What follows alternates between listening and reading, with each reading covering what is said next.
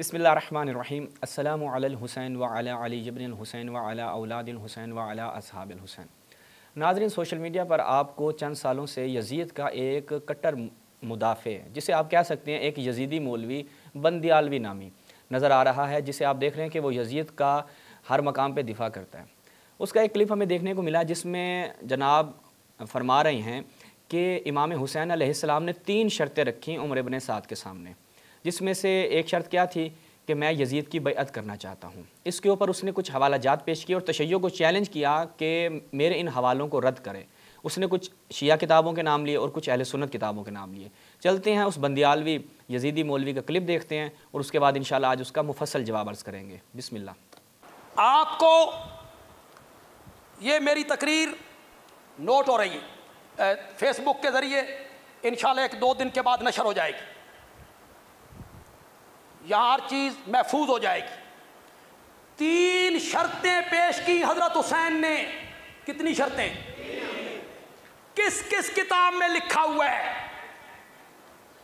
आओ दलाइल के मैदान में बात करो, जुठलाओ हमारे हवालों को कि गलत हवाला पेश किया है बंदियालवी ने, इनकार करो। अल इरशाद शेख मुफीद की शीन है, सफ़ा 210। अल इरशाद शेख मुफीद की सफ़ा 210। तलखीसुश शाफी अबू जाफर तूसी शीन है, सफ़ा 188। जिल्द 4 एलामुल वरा तिब्रसी की सफ़ा 233। नासिखुत तवारीख मिर्ज़ा मोहम्मद तकी की सफ़ा 237। जिल्द 6 बिहारुल अनवार मुल्ला बाकिर मजलसी की सफ़ा 446। जिल्द 10वीं मकातिलुत तालिबीन अबुल फरज असफ़हानी की सफ़ा 75। मुंतहल आमाल अब्बास कुम्मी की सफ़ा 334। जिल्द 1। ये सारे शीन। अब ज़रा दूसरी किताबों के हवाले पढ़िए। इब्ने जरीर तबरी सफ़ा 236। जिल्द 6 अल बिदाया वन निहाया अल्लामा इब्ने कसीर सफ़ा 170। जिल्द 8वीं अल कामिल इब्ने असीर सफ़ा 24। जिल्द 4 इब्ने खुल्दून सफ़ा 104। जिल्द 2। 12 किताबों के बंदियालवी ने हवाले पेश किए हैं। नारे तकबीर, अल्लाहु अकबर। बंदियालवी साहब की आपने गुफ्तगू समाअत फरमाई। बंदियालवी साहब ने कुछ हवाला जात दिए हैं और ये उलमा अहले सुन्नत का एक वतीरा रहा है कि हमेशा वो नाकिस बात करेंगे, हवाला जात देंगे।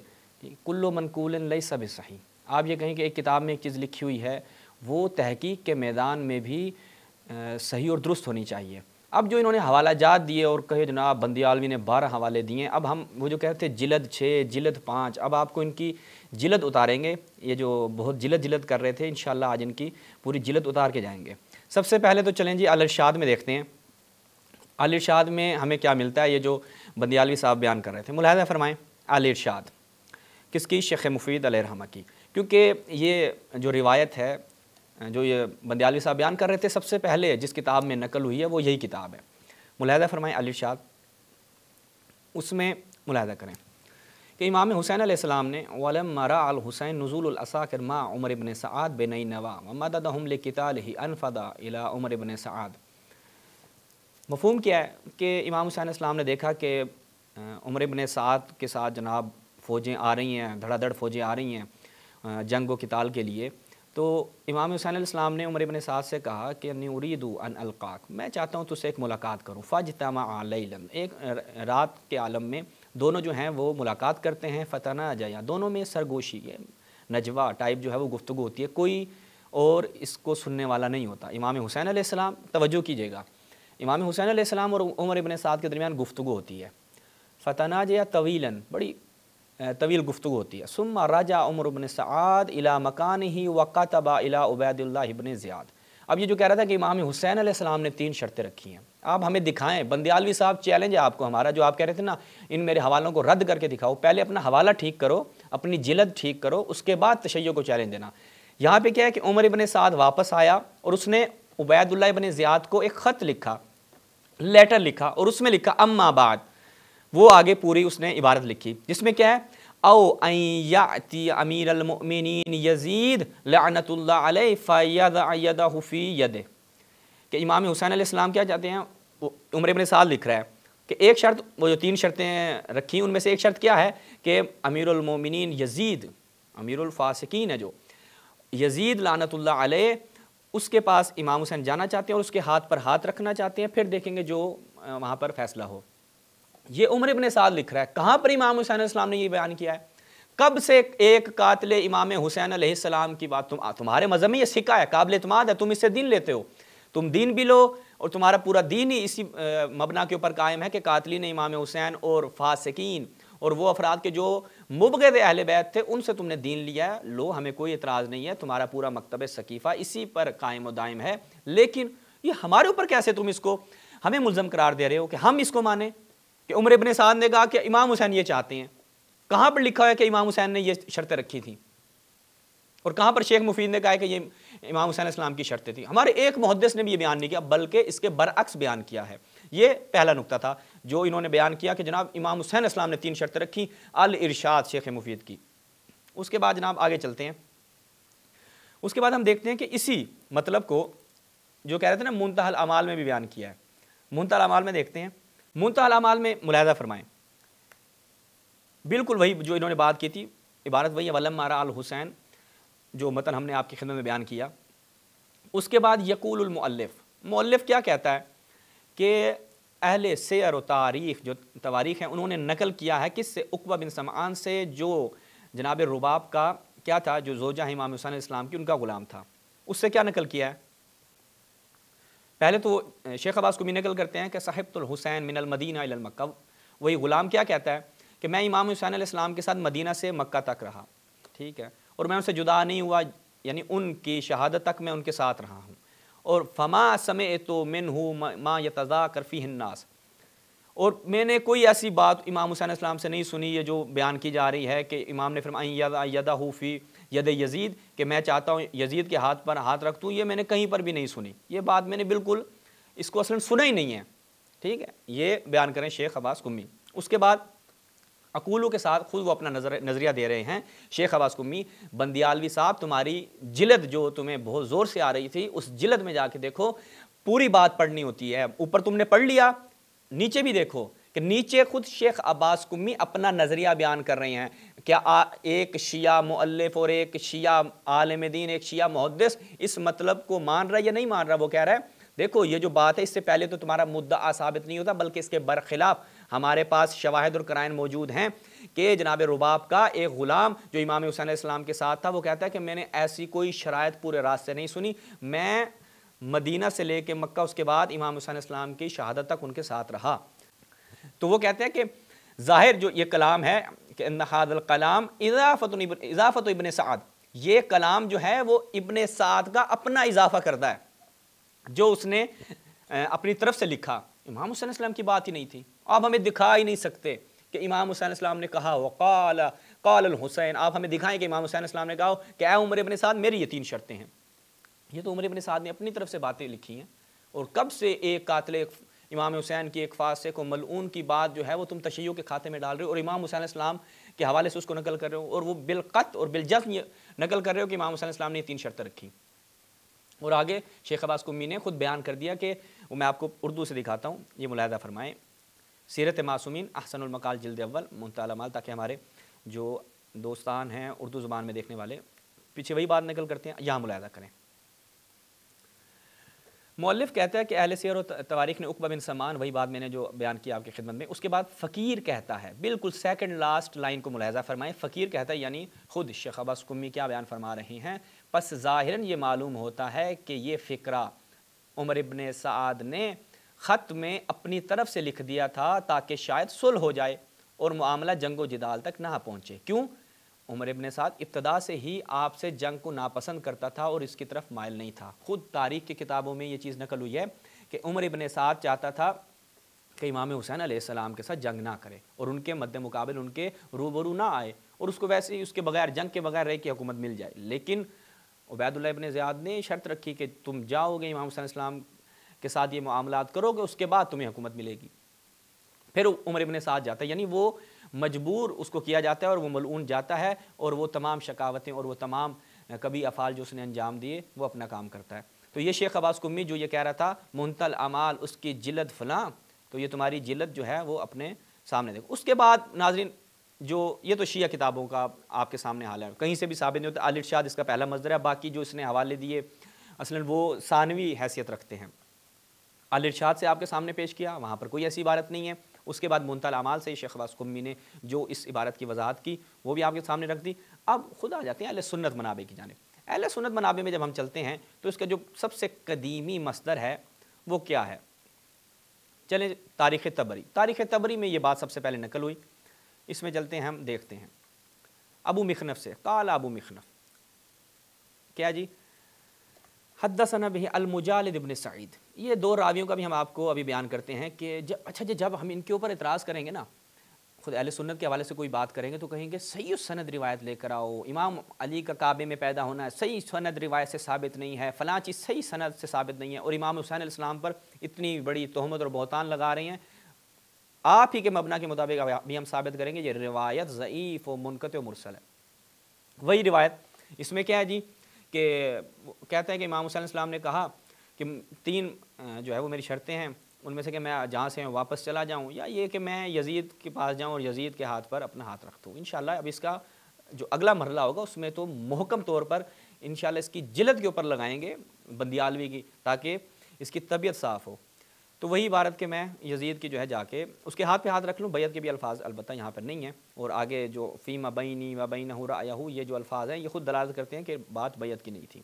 ابھی ہم اس کی طرف نہیں جاتے، ضرورت ہی نہیں ہے جانے کی۔ تو یہ پہلے یہاں پر دیکھیں ابو مخنف ہے اور دوسرا مجالد بن سعید۔ اب ہم چلتے ہیں کہ ان دو راویوں کا حال اہل سنت کے ہاں دیکھتے ہیں۔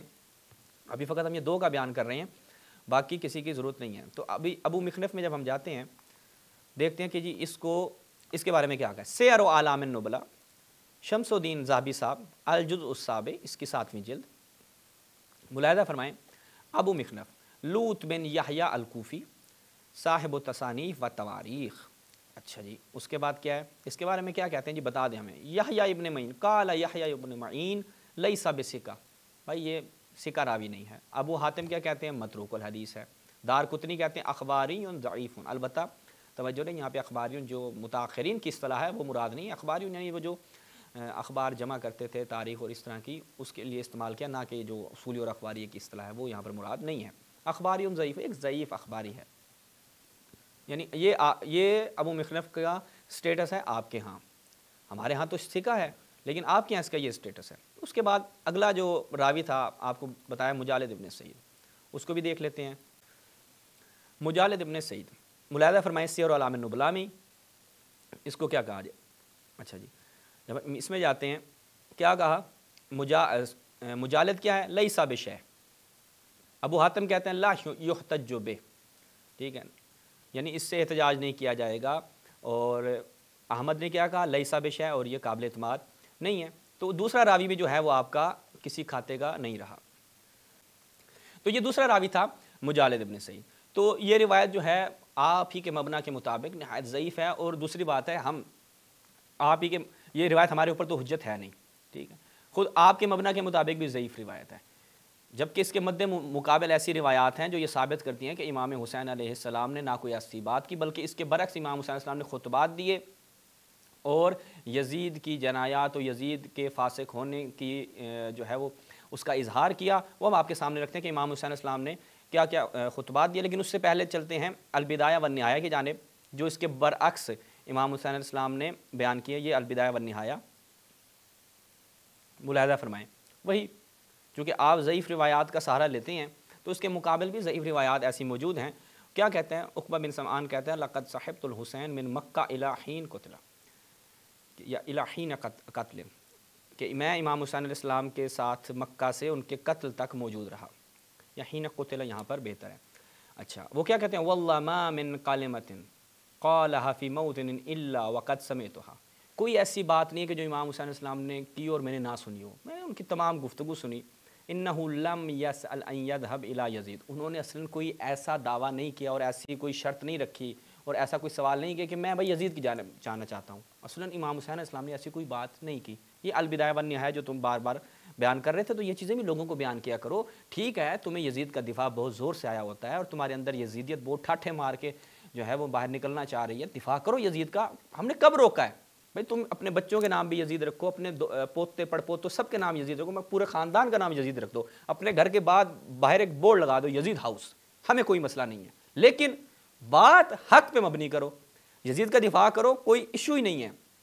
ٹھیک ہے، ہم تو کہہ رہے ہیں نا کہ آپ یزید کا دفاع کھل کے کیا کریں، لیکن وہ مطالب لوگوں کے سامنے بھی رکھا کریں جو حقیقت پر مبنی ہیں۔ تو یہ البدایہ والنہایہ سے آپ کی خدمت میں بیان کیا۔ اس کے بعد کامل ابن اسیر، یہاں پہ بھی ملاحظہ کریں اسی عبارت کو، اس کی تیسری جلد الکامل فی التاریخ میں کیا ہے جی، ملاحظہ کریں۔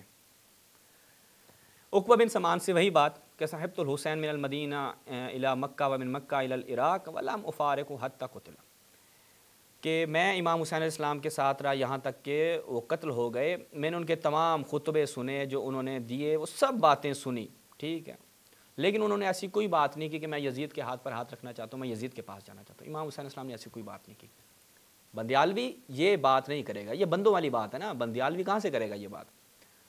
اچھا وہ کہتے ہیں پھر آسان ہے مجھے یزیدی کہہ دینا، میرے حوالے رد کرو۔ بھائی تم حوالے ایسے دو کہ کم سے کم رد کرنے میں تو مزہ آئے نا، اس طرح کے ڈھکوسلے اگر تم بیان کرو گے، ہمارا بھی وقت ضائع کرتے ہو اور خود بھی جو ہے وہ یزید کے حق میں آ کر مفت کی جو ہے وہ مسلمانوں سے، اہل سنت جو یزید پر لعنت کرتے ہو ان کی بھی لعنتیں وصول کرتے ہو۔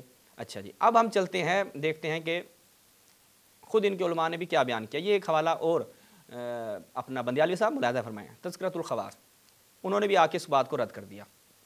ملاحظہ فرمائیں اس کے بالکل آخر میں، یہ ملاحظہ فرمائیں، قلت، خود سبت ابن جوزی جو ہیں وہ کیا بیان کر رہے ہیں، وقد وقع فی بعض النسخ ان الحسین قال لعمر بن سعد، کہ بعض نسخوں میں، یعنی یہ بات توجہ کریں دقت کریں، بعض نسخوں میں یعنی تبری کے بعض نسخوں میں یہ چیز آئی ہے، بعض میں نہیں ہے، یعنی کیونکہ علماء اہل سنت کا ایک وتیرہ رہا ہے جو ہم بارہا بیان کر چکے ہیں، یا یہ چیزیں کاٹ دیتے ہیں یا یہ چیز گھسا دیتے ہیں، ٹھیک ہے، جہاں ان کا دل کرے اپنی مرضی سے چیزیں اضافے کر دو اور جہاں ان کا دل کرے وہاں سے الفاظ کاٹ دو۔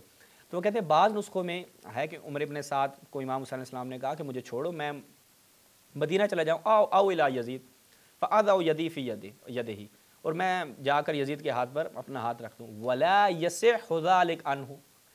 سبت ابن جوزی کہتے ہیں یہ بات صحیح نہیں ہے، بندیالوی صاحب ایسے ہی اپنی طرف سے اول فول باتیں کر رہے ہیں، ویسے لفظ میرے زبان پہ کوئی اور آنے والا تھا، لیکن پھر بھی چونکہ سوشل میڈیا کا دور ہے اور ہمیں اپنا ریکارڈ، اپنا احتجاج ریکارڈ کرنا ہے اور آپ کو جواب دینا ہے تو ہم مؤدبانہ دیں گے، ورنہ وہ کہتے ہیں لا یصح ذلک عنہ، امام حسین علیہ السلام کے حوالے سے یہ جو بات کی جاتی ہے، تہمت لگائی جاتی ہے، بہتان لگایا جاتا ہے نواسہ رسول پہ کچھ یزیدیوں کی جانب سے، یہ بات درست نہیں ہے۔ کیوں؟ پھر آگے وہی عقبہ بن سمعان والی بات جو میں آپ کی خدمت میں پہلے بیان کر چکا ہوں۔ اب اس کے برخلاف ہم آپ کی خدمت بیان کرتے ہیں کہ امام حسین علیہ السلام نے خطبات دیے، بھری پڑی ہیں تاریخ کی کتابیں، ابھی کچھ اب آپ کی خدمت میں ہم رکھتے ہیں۔ سب سے پہلے تاریخ کامل ابن اسیر میں چلتے ہیں، ملاحظہ فرمائیں، دوبارہ الکامل فی التاریخ ابن اسیر جزری کی اس کی تیسری جلد، اس میں امام حسین علیہ السلام نے خطبہ دیا، بڑا طویل خطبہ ہے۔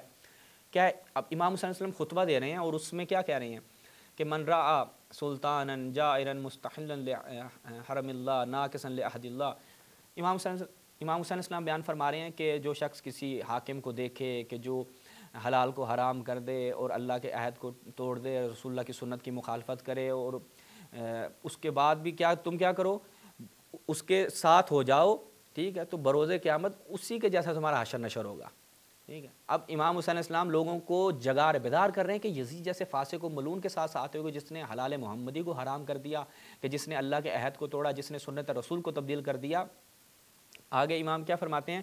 امام فرماتے ہیں کہ اس کی اطاعت کو ترک کر دو، ٹھیک ہے، اصلاً اس کی یہ میں بھی جو ہے وہ حسین ابن علی، خود امام بیان کرے، میں حسین ابن علی فاطمہ کا بیٹا، ٹھیک ہے، میں قطعاً ایسے شخص کی جو ہے وہ بیعت نہیں کروں گا اور تم جو ہے وہ ایسے شخص کی بیعت کو توڑ دو.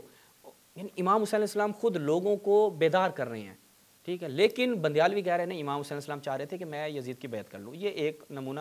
اس کے بعد المنتظم ابن جوزی کی, اس میں بھی ہم جاتے ہیں تو یہاں پر بھی ایک امام حسین علیہ السلام کا ہمیں خطبہ ملتا ہے. ملاحظہ فرمائیں. فنادا, امام حسین علیہ السلام نے کہا, کیا ندا دی, اے شیس ابن ربی, اے کیس ابن اشعث, اے حجار ابن ابجر, کیا تم لوگوں نے مجھے لکھ کر نہیں بلایا تھا؟ بندیالوی بھی یہ بات کر رہا تھا لیکن آگے نہیں پڑھتا, ٹھیک ہے. کیا تم لوگوں نے نہیں مجھے لکھ کر بلایا تھا؟ تو انہوں نے کہا نہیں, ہم نے ایسا کچھ نہیں کیا. آخری عبارت ملاحظہ فرمائیں, اللہ فقال, امام حسین علیہ السلام نے کیا کہا جب انہوں نے کہا نا کہ آپ آ جائیں یزید کی اس میں آ جائیں, یزید آپ کے ساتھ اچھے معاملہ کرے گا. امام نے فرمایا لا واللہ لا اعطیہم بیدی اعطاء الذلیل, میں تم کہتے ہو کہ ایسے ملعون کے ہاتھ میں ہاتھ رکھ دوں, یعنی یہ ایک ضلالت امیز کام ہے, یعنی یہ ذلیل و رسوائی والا کام ہے. تم جو مجھے کہہ رہے ہو کہ میں اس یزید کی بیعت میں آ جاؤں, یہ ضلالت و رسوائی والا کام ہے.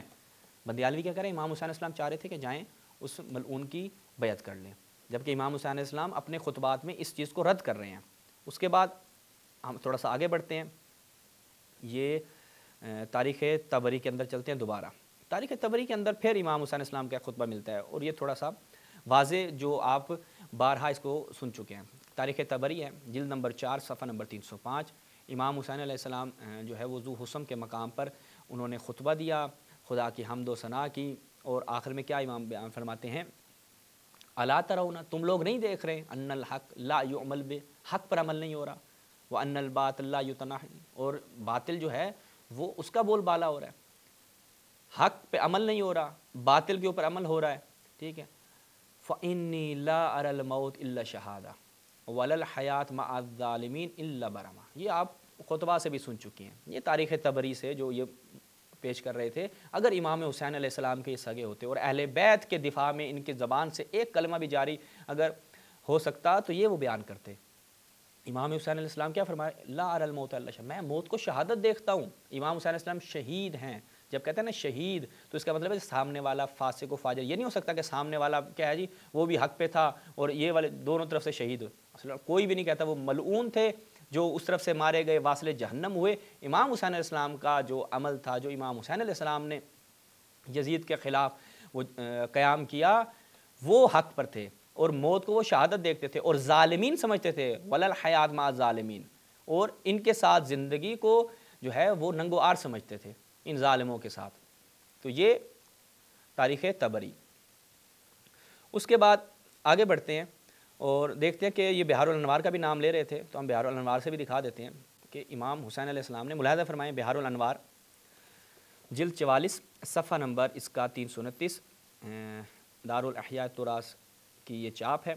امام حسین علیہ السلام نے جو خط لکھا ہے کس کو, اپنے بھائی محمد ابن حنفیہ کو, اس میں کیا کہا کہ انما خرجت لطلب اصلاح فی امت جدی. یہ آپ بارہا سن چکے ہیں. امام حسین علیہ السلام میں جا رہا ہوں کس لیے, کہ اپنے جد کی امت کی اصلاح کر سکوں. کیوں اصلاح کی کیوں ضرورت پیش آ رہی ہے, کیونکہ دین محمدی کو اس قدر رد و بدل کر دیا گیا ہے, تبدیل کر دی گئی ہے نبی کی سنت, حلال محمدی کو حرام کر دیا گیا, حرام محمدی کو حلال کر دیا گیا. تو یہ سارے معاملات جب امام حسین علیہ السلام نے دیکھے تو امام حسین علیہ السلام نے جو ہے وہ خروج کیا اور وہ نکلے ہیں. اور یہ بندیالوی صاحب کیا اپنی طرف سے جو راگ الاپ رہے تھے کہ امام حسین علیہ السلام چاہ رہے تھے اس کی بیعت کر لیں یزید کی. تو یہاں پہ ہم اس کو ایک اور حوالہ دے دیتے ہیں, یہ جی ایک اور حوالہ دے دیتے ہیں تاکہ مزید مسئلہ واضح ہو جائے. شیخ ابن طاؤس کی الملحوف, اس میں جب ہم جاتے ہیں تو یہاں پر ملاحظہ فرمائیں, فقال الحسین انا للہ و انا الیہ راجعون وعلی الاسلام السلام. کلمہ استرجاع جو ہے وہ امام حسین علیہ السلام کی زبان اقدس سے جاری ہوتا ہے اور کہتے ہیں وعلی الاسلام السلام. کیوں, اذا قد بولیت الامہ, امت جو ہے وہ یزید جیسے کہ حکومت سے کیا ہے, دو چار ہے. یزید جیسے فاسق سے دو چار ہے. اور میں نے رسول اللہ سے ولاقت سمعت جدی رسول اللہ صلی اللہ علیہ وآلہ وسلم, میں نے اپنی جد رسول اللہ سے سنا تھا, الخلاف محرم علی آل ابی سفیان, خلافت جو ہے وہ حرام ہے آل ابن ابی سفیان پر, ابن سفیان کی اولاد پر خلافت حرام ہے. اس کے بعد آگے دیکھیں امام کیا بیان فرما رہے ہیں, جو ہماری کتابوں سے اگر تمہیں دکھانے کا شوق ہے تو یہ دکھاؤ, وَيَزِيدٌ رَجُلٌ فَاسِقٌ شَارِبُ الْخَمْرِ. ملاحظہ کریں اسی کے اگلے صفحے پہ, وَيَزِيدُ رَجُلٌ فَاسِقٌ شَارِبُ الْخَمْرِ قَاتِلُ النَّفْسِ الْمُحَرَّمَةِ مُعْلِنٌ بِالْفِسْقِ لَيْسَ لَهُ هَٰذِهِ الْمَنزِلَةُ، اور وہی مثلی لا یبایع مثلی، میرے جیسا یزید جیسے کی بیعت نہیں کر سکتا۔ یہ تشیع کی عبارتیں ہیں، یہ تشیع کہ ہاں جو عبارتیں ملتی ہیں یہ تو میں فقط نمونے کے طور پہ چند پیش کر رہا ہوں، اللہ بھری پڑی ہیں کتابیں، اور یہ روز روشن کتنا واضح ہے کہ امام حسین علیہ السلام یزید کو کیا سمجھتے تھے۔ لیکن تمہاری مجبوری ہے، تم نے یزید کا دفاع کرنا ہی کرنا ہے۔ لیکن ہمارا یہاں پہ ایک سوال ہے، تم جو کہتے ہو کہ امام حسین علیہ السلام جانا چاہتے تھے، اب یہیں پہ ہم ختم کرتے ہیں آج اپنی اس بات کو، واللہ بہت سارے حوالے میں نکال کے تو لایا تھا، تیاری بھی کر کے آیا تھا کہ یہ ساری چیزیں پیش کروں گا، لیکن ہمارے پاس وقت تھوڑا کم ہے، مزید بھی ہم نے کچھ موضوعات پہ گفتگو کرنی ہے، یہیں پر ہم اس کا اختتام کریں گے۔ سوال یہ ہے ہمارا کہ تم کہتے ہو کہ امام حسین علیہ السلام جانا چاہتے تھے، عمر ابن سعد کو کہا اور عمر ابن سعد نے اس عبید اللہ ابن زیاد لعنتی کو یہ چیز لکھی، اس کے باوجود بھی کیوں امام حسین علیہ السلام کو قتل کیا گیا؟ کیوں قتل کیا امام حسین علیہ السلام کو؟ تم کہتے ہو بندیالوی پوچھتا ہے، سید پوچھتا ہے، تم بتاؤ کہ امام حسین علیہ السلام جب یزید ملعون کے پاس بقول تمہارے العیاذ باللہ جانا چاہ رہے تھے، اس کی بیعت کرنا چاہ رہے تھے، پھر کیوں قتل کیا گیا؟ تمہارے لیے تو بڑا اچھا پیکیج تھا، عمر ابن سعد جو جان چھڑوانا چاہتا تھا وہ یہی کام کرتا، اور یزید بھی بیعت چاہتا تھا، خود مدینے میں جو اس نے اپنے ولید بن عتبہ کو لگایا کہ تم حسین سے بیعت لو، تو وہ تو بیعت کے پیچھے تھا، اور تمہارے بقول امام حسین اس پہ راضی بھی ہو گئے تھے، پھر کیوں قتل کیا بھائی؟ کس بات پہ قتل کیا؟ پھر کیوں امام حسین علیہ السلام اور ان کے اصحاب کو شہید کیا، اور ان کے خانوادے اور ان کے جو گھر والے تھے ان کو اسیر بنایا گیا، بچوں کو اسیر بنایا گیا؟ تو یہ تو سوال یہاں پہ پیدا ہوتا ہے، اتنی بڑی کہانی جو تم لوگوں کو سنا دیتے ہو، کیا لوگ بے وقوف ہیں؟ یہ ایک سوال بڑا نہایت سمپل سوال ہے جو ہر باشعور شخص کے ذہن میں آ سکتا ہے کہ پھر قتل کیوں کیا گیا؟ اگر وہ بیعت کرنا چاہ رہے تھے تو وہ بات کرو جو عقلی اور منطقی ہو۔ انشاءاللہ امید کرتے ہیں کہ بندیالوی کی جلد جو ہے وہ اب ٹھیک ہو چکی ہوگی، وإلا مزید اس کو ڈوز دیتے رہیں گے، ظاہری بات ہے یہ تا دم مرگ یزید کا دفاع کرتا رہے گا، اور انشاءاللہ خداوند متعال سے دعا ہے کہ بندیالوی صاحب کو چونکہ یزید کا اتنا دفاع کرتے ہیں، یزید ابن معاویہ لعنت اللہ علیہ کے ساتھ محشور فرمائیں۔ میں تو کہتا ہوں قبر میں بھی اس کو یزید کی زیارت نصیب اور دونوں کی ایک ساتھ وہاں پر خاطر تواضع ہو۔ والسلام علیکم ورحمۃ اللہ۔